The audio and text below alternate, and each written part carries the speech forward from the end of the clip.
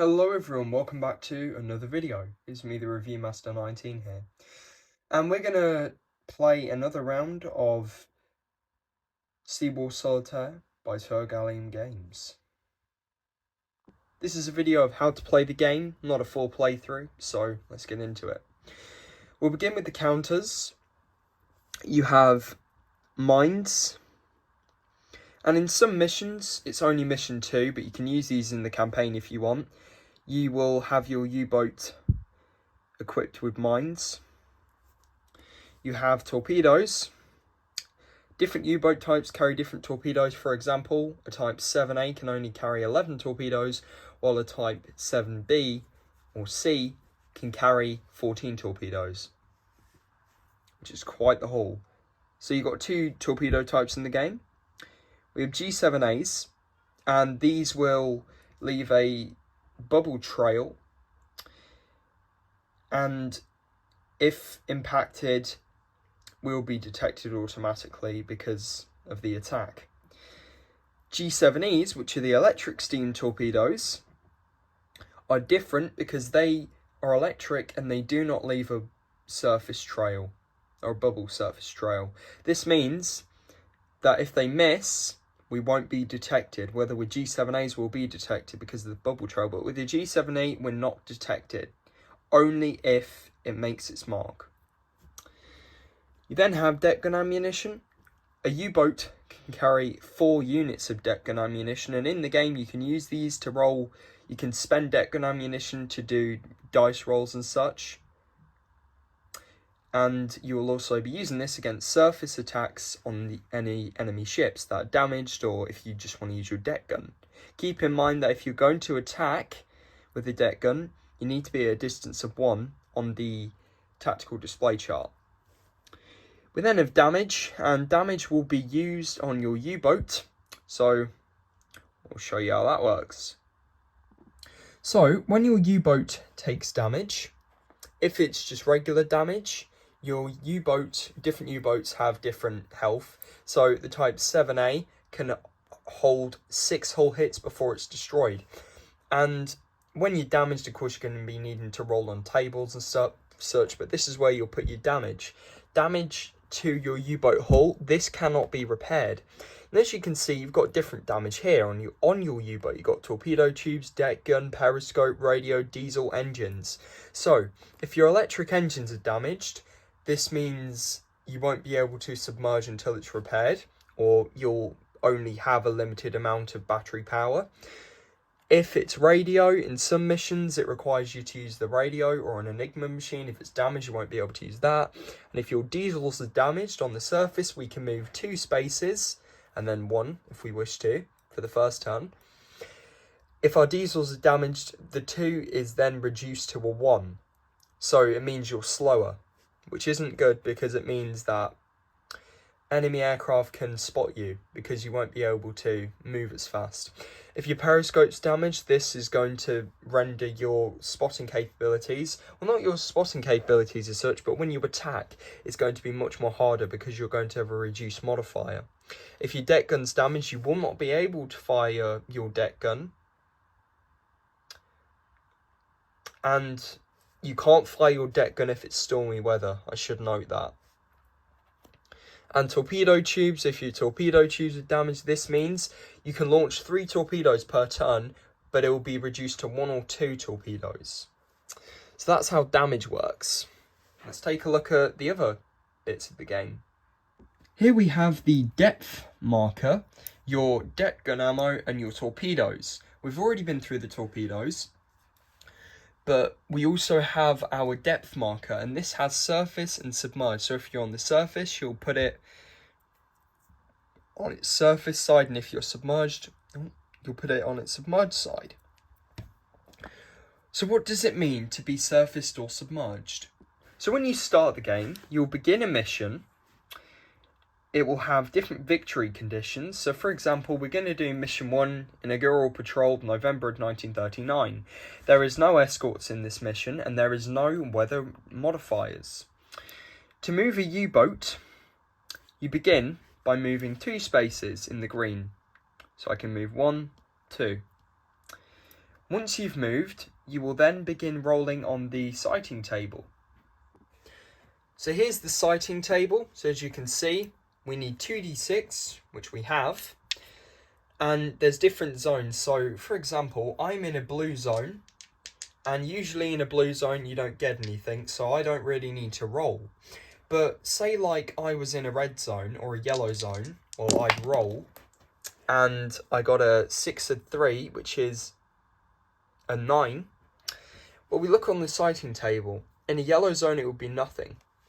So that would be my movement concluded. I could then have the option to choose to submerge or stay on the surface and move one grid. We always take a look at the daytime or the time of day, and at the moment it's daytime. Now let's get our U-boat submerged. So let's just say we've spent our fuel, we've moved one. So as you can see, we moved 2 spaces out of port, spent 2 fuel. We also moved 1 space, so this would mean our fuel is there. It's still daytime and our battery is still 100% because we haven't surfaced. We will then need to roll on the sighting table again, but because we're still in the blue zone, we won't need to roll. Now I'm going to show you how to submerge. So different U-boats have different submerging capabilities.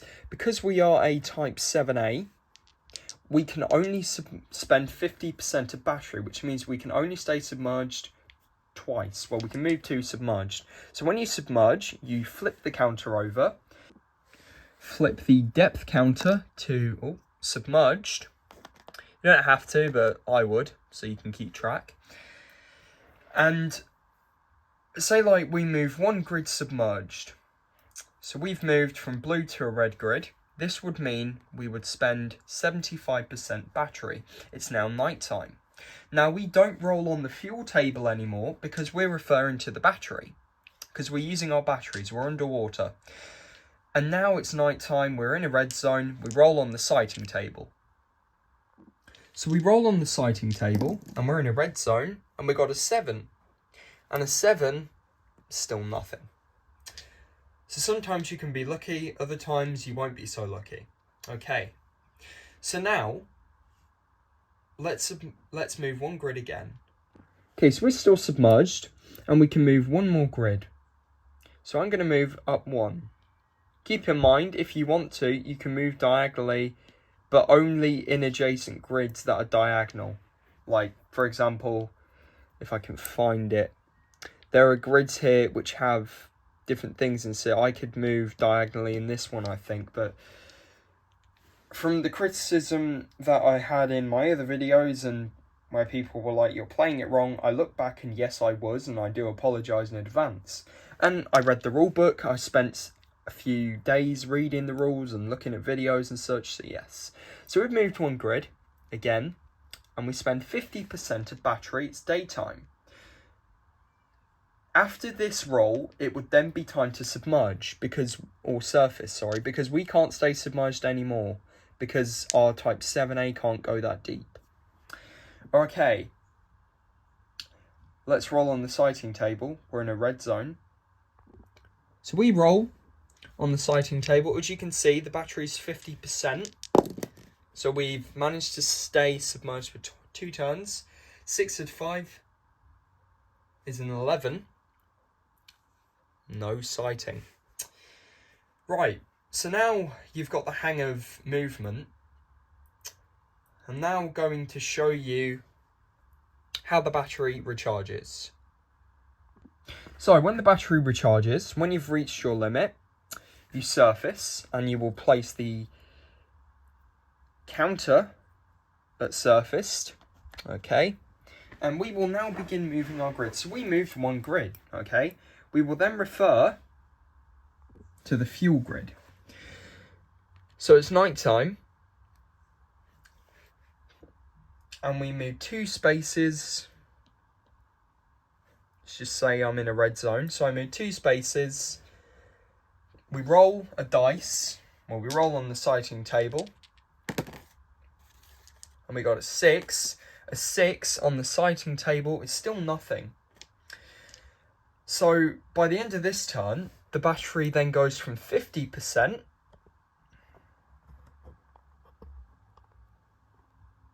to 75. So it's recharging. If I get this wrong in the comments, please let me know. But I think I'm right, because it recharges once per turn. Okay. So it will be fully recharged by daytime. Okay. So then I move one grid forward again, which means that the 2 would become a 1. The battery is still recharging. By the end of this turn, we'll be ready to submerge again if we choose to. So we roll on the sighting table, and we roll a 12. It's night time. Now, we've rolled aircraft. So let's just say the battery is now fully recharged for the next turn, but because we have rolled aircraft, so when you roll for aircraft, you need to check. If it's daytime, they can attack. If it's nighttime, they cannot attack until later in the game, I think. 1944, no, 1943 to 1942, I think. 1942 to 1943. So when you roll an aircraft, 1, you need to check if you're submerged. 2, you then need to roll on the aircraft attack table. If it's nighttime, you don't roll. So this is the aircraft attack table. And what we do is we'll roll 2d6 and we'll look at, it doesn't matter what zone we're in. So I rolled an 11, which would be a failed attack. Now a failed attack means the aircraft has, either it can't find you or it's given up on the attack. So let's say we rolled again and we rolled a 7. Now a 7 would be roll on the damage table. If we're submerged, we get a die roll modifier of 2. So a 7 plus 2 would be a 9, so we managed to get away. And this can be good or bad depending on what you roll. So if it says damage, we'll apply damage to the U-boat, and damage we'll put on the hull rating. Not on our U-boat, we'll place it on the hull rating, the bit where it's near sunk. So, for example, I rolled a 7, and it tells me to roll on the damage table. I am not submerged, so when you roll on the damage table, you will refer to the damage table. Alright, so we are at the damage table, so we take 2d6, and we roll the 7. So a 7 would be torpedo tube, so you would apply damage to the U-boat, not the hull, the U-boat. You're not out of the woods yet. If you roll no damage, you manage to escape damage, but you still need to escape. Now, if your diesels are damaged, you spend 1 fuel instead of 1.5 to move 1 grid. 2 grids. So if our diesels are damaged, as I said before, it makes you slower. So it means you only move 1.5 to move 2 grids. If you get a fuel leak, you lose 4 fuel points. So how do you lose fuel? So say like I've rolled for aircraft and this is my fuel. The battery's already recharged, but we're still moving. And we just roll for this turn. Well, if it says we lose 1 fuel, this would mean we'd lose 1 fuel and we'd be here. If we lost 3 fuel, we would go 1, 2, 3. Okay? If we lost 4 fuel, we would go 1, 2, 3, 4. Which would mean our fuel is very low. So you don't really want fuel leaks, because they are very bad. Now, if our radio is damaged, it doesn't really matter because there's no effect on this mission, but other missions it will. So now you have 2 options. You can either keep rolling on the aircraft attack table and hope that you get a 9, a 10, or 11, or a 12 and escape, or you can roll on the escape maneuver table. So how does that work? So when we roll on the escape maneuver table, first of all, we need to take into account any damage we have. So let's say our diesels are damaged. Well, we look on the modifier. If our electric engines are damaged, we -1 to the roll.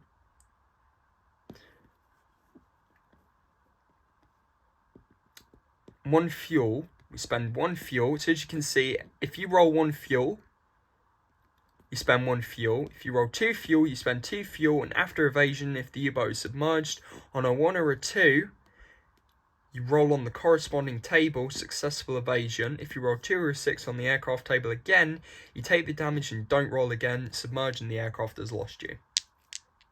So for example, I roll an 8 on the aircraft attack table. Well, that's not an option, so I would say I've escaped. But if I rolled a 1 or a 2 fuel, so we would spend 2 fuel, and we roll on the aircraft table. So we roll on the aircraft attack table, and if it says damage table, we would roll on the evasion table. And if we roll a 2 or a 6 on the aircraft table again, we take the damage and we're lost. Okay, so now let's talk about events.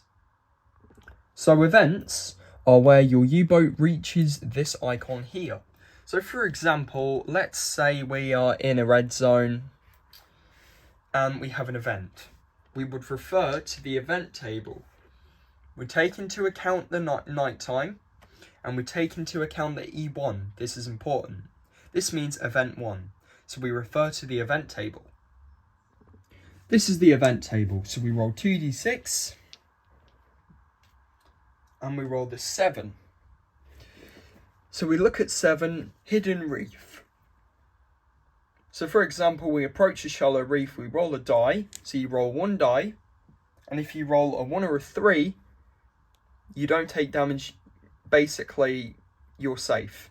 If you roll a 6, you run aground and take 1 damage. Now, you don't roll on the damage table. You literally take 1 damage to your U-boat, so you'll place that on the damage token on your U-boat.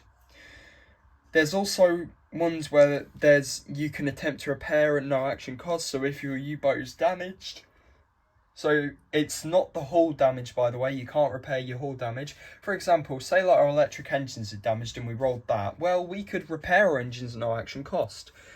Sometimes you can get bad things like diesel malfunction. Next turn, you can move 1 max grid. Fuel leak. Then there's radio operator. These are quite good. And if you roll a die, depending on what you roll, I rolled a 5, so it would be a trap and a roll on the aircraft attack table. If I roll the 1 or a 3, I gain 1 victory point. And victory points are the way of winning. Navigation error, U-boat spotted. And then you've got E2. So, E2. So even if it's nighttime, even if it's daytime and it's E1, it's still the same, but that's only if you roll. If you roll for aircraft attack at nighttime, of course no aircraft will attack. If you roll in the day, of course they can attack. But for example, let's say we rolled E2. Well, we would look at the other section of the event table with the E2. This can be quite bad because, for example, you have aircraft, minefields, fuel leaks. You have to spend fuel to repair. You don't have to, it's an option. Diesel malfunction, incoming depth charges, engine malfunction, enemy aircraft, hull breach, dive alarm. And depending on what you roll, it basically makes the mission more harder or better. So now, we've gone through the basics of movement. Let's talk about encounters.